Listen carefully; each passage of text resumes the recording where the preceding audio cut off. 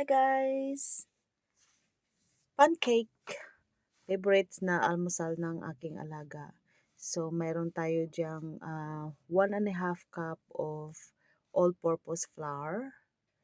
And then, 2.5 teaspoon of baking powder. And then, 1 tablespoon of sugar. And 1.5 cup of milk. So, yung liquid naman natin is pwede siya ng water lang kung wala namang milk.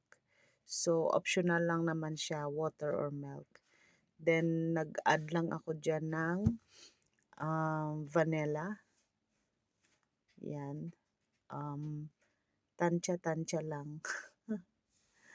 Ikaw nang bahalang mag-ano, kung anong, gaano kadami ilalagay mo. Then, nag-add ako ng butter. So, more or less 2 tablespoon of butter. Melted.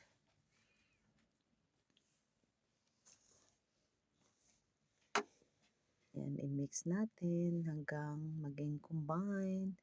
2 eggs. Yan. Expert na ako dyan kasi alam ko yung egg ko is perfect.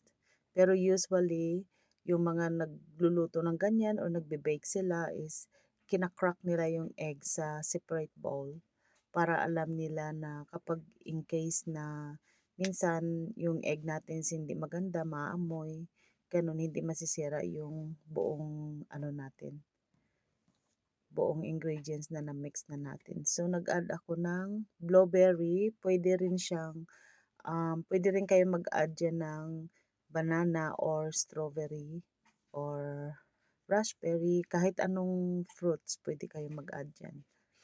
Yan.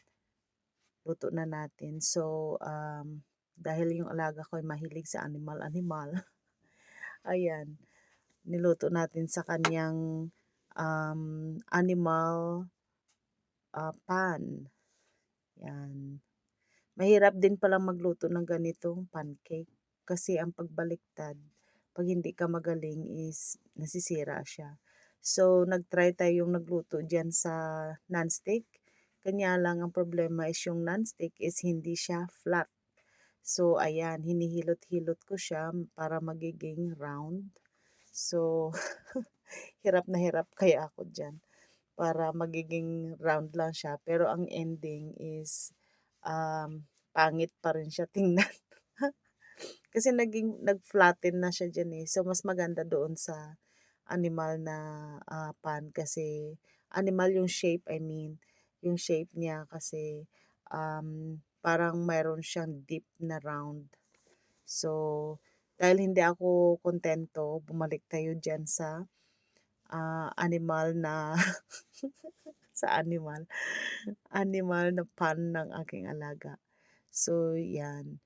Balik tayo dyan. Kasi medyo okay yan. Kasi deep yung round na paglalagyan mo ng mixture. So, hindi siya magfa-flatten. So, ayan.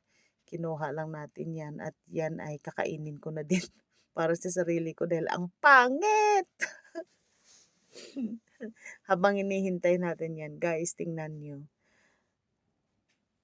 Thanks for watching!